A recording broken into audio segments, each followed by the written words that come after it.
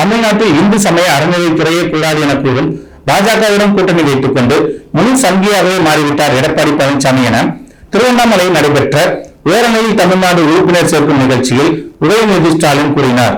ஓரணியில் தமிழகம் உறுப்பினர் சேர்க்கும் நிகழ்ச்சி மற்றும் திமுக 4 ஆண்டு சாதனை விளக்க பொதுக்கூட்டம் திருவண்ணாமலையில் நடைபெற்றது.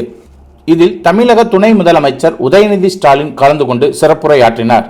முன்னதாக சென்னையிலிருந்து திருவண்ணாமலைக்கு வரும் வழியில் துணை முதலமைச்சர் உதயநிதி ஸ்டாலினுக்கு விழுப்புரம் வடக்கு மாவட்டம் சார்பாக செஞ்சியில் உற்சாக வரவேற்பு அளிக்கப்பட்டது. மேலும் கூட்டத்தில் கலந்து கொண்டு பேசிய உதயநிதி ஸ்டாலின், தமிழ்நாட்டில் இந்து சமய அறநிலைத்துறையே இருக்கக்கூடாது என்று சொல்லும் பாஜகவுடன் கூட்டணி வைத்துக் கொண்டு முழு சங்கியாகவே மாறிவிட்டார் எடப்பாடி பழனிசாமி. தமிழ்நாட்டு மக்கள் ஓரணியில் நின்று அடிமைகளையும் பாசிஸ்டுகளையும் தமிழ்நாட்டிலிருந்து விரட்ட வேண்டும் என துணை முதலமைச்சர் உதயநிதி ஸ்டாலின் கடுமையாக விமர்சித்தார். நீங்க புரிய வைக்க வேண்டும். இதையெல்லாம் பார்த்துதான் நம்ம களத்தில் இறங்கி முன் வரிசையில் தேர்தல் ரேஸில் யாராலையும் பிடிக்க முடியாத அளவுக்கு தூரத்தில் முதல் இடத்துல போயிட்டு இருக்கிறோம். இதெல்லாம் பார்த்து தான் நம்முடைய எதிர்க்கட்சி தலைவர் திரு எடப்பாடி பழனிசாமி அவர்களுக்கு பதட்டம் வந்துருச்சு. என்ன சொல்றாரு? நம்முடைய ஓரணியில் தமிழ்நாடு முன்னெடுப்பை அவர் கிண்டல் பண்றார், விமர்சனம் பண்றார். என்ன தெரியுமா சொல்லியிருக்கிறாரு? திமுக காரங்க தேர்தல் வந்தோடனே தமிழ்நாட்டு மக்களுடைய வீட்டு கதவை எல்லாம் போய் தட்டுறாங்க அப்படின்னு விமர்சனம் செஞ்சிருக்கிறார். நாம தமிழ்நாட்டு மக்களுடைய கதவுகளை உரிமையோடு தட்டுறோம். உங்களை மாதிரி திரு எடப்பாடி பழனிசாமி அவர்கள் மாதிரி அமித்ஷா வீட்டு கதவையோ இல்ல கமலாலயம் வீட்டு கதவையோ திருட்டுத்தனமா போய் யாரும் தட்டல. மக்களுக்கு இந்த 4 வருஷத்துல பல பணிகளை செஞ்சு கொடுத்திருக்கிறோம். அந்த தைரியத்தோட போய் தட்டுறோம். ஏன்னா திமுக என்பது மக்கள் இயக்கம். மக்களிடம் செல், மக்களிடம் பழகு அப்படின்னு தான் நம்மளுக்கு பேரறிஞர் அண்ணா அவர்கள் கற்றுக் கொடுத்தார். கழகத்திற்கு மக்கள் கொடுக்கின்ற ஆதரவை பார்த்து திரு எடப்பாடி பழனிசாமி அவர்கள் என்னென்னமோ வளர்றார்.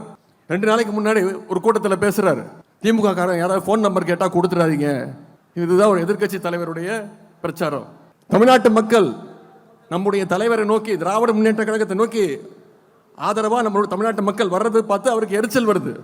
பாஜகவோடு இனி எந்த காலத்திலையும் கூட்டணி இல்லைன்னு சொல்லிட்டு அடுத்த மாசமே ஓடி ஒளிஞ்சு போய் 4 கார் மாறி போய் டெல்லியில போய் கள்ள கூட்டணி வச்சுட்டு வந்தவர் தான் திரு எடப்பாடி பழனிசாமி அவர்கள். இன்னைக்கு அது வெளில வந்துருச்சு. இன்னைக்கு ஒவ்வொரு நாளும் திரு அமித்ஷா அவர்கள் ஒரு நாள் சொல்றாரு கூட்டணி ஆட்சி தான் அப்படின்னு, திரு எடப்பாடி பழனிசாமி அடுத்த நாள் சொல்றாரு கிடையாது கிடையாது தனித்துவமான ஆட்சி தான் அப்படின்னு. இப்படி அவங்களுக்குள்ளேயே ஒரு ஒற்றுமை இல்லாத நிலைமை போய்கிட்டு இருக்கு. இன்னும் சொல்றேன், இவங்க 2 பேரும் போட்டி போட்டுக்கிட்டு இப்படி பண்ணிட்டு இருந்தாங்கன்னா தமிழ்நாட்டில் ஒரு தொகுதியில கூட டெபாசிட்டை கூட வாங்காது அந்த கூட்டணி. இதெல்லாம் தமிழ்நாட்டு மக்கள் பார்த்துக்கிட்டு இருக்கிறாங்க.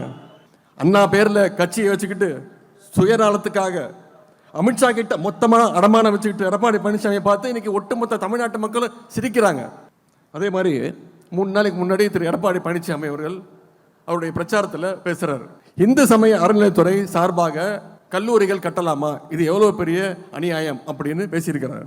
கோவில் நிதியில ஏழை எளிய பிள்ளைகள் படிக்க கல்லூரி தொடங்கினா திரு எடப்பாடி பழனிசாமி அவர்களுக்கு ஏன் கோபம் வருது?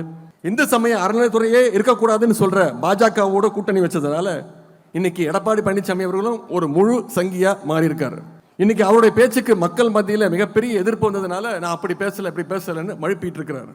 அவர் பிரச்சாரத்தை ஆரம்பிக்கும் பொழுது வெள்ளை வேட்டி வெள்ளை சட்டையோட தான் ஆரம்பிச்சார். ஆனா இன்னைக்கு முழுசா காவி சாயத்தோட இருக்கிறார் திரு எடப்பாடி பழனிசாமி அவர்கள். இனிமே அதை மூடி மறைச்சு எந்த பயனும் கிடையாது. எடப்பாடி பழனிசாமி அவர்களே, நீங்க தமிழ்நாட்டுக்குள்ள பாஜகவுக்கு பாதை போட்டு கொடுக்கலான்னு பாக்குறீங்க. உங்களை தமிழ்நாட்டு மக்கள் அதற்கு நிச்சயம் என்றைக்கும் அதற்கு அனுமதிக்க மாட்டாங்க. உங்களுடைய அந்த எண்ணத்தை கருப்பு சிவப்பு வேட்டி கட்டிய எங்களுடைய திராவிட முன்னேற்ற கழக உடன்பிறப்புகள் நிச்சயம் விடமாட்டார்கள். தமிழ்நாட்டு மக்கள் ஓரணியில் நின்று அடிமைகளையும் பாசிஸ்டுகளையும் வீழ்த்தப் போவது உறுதி.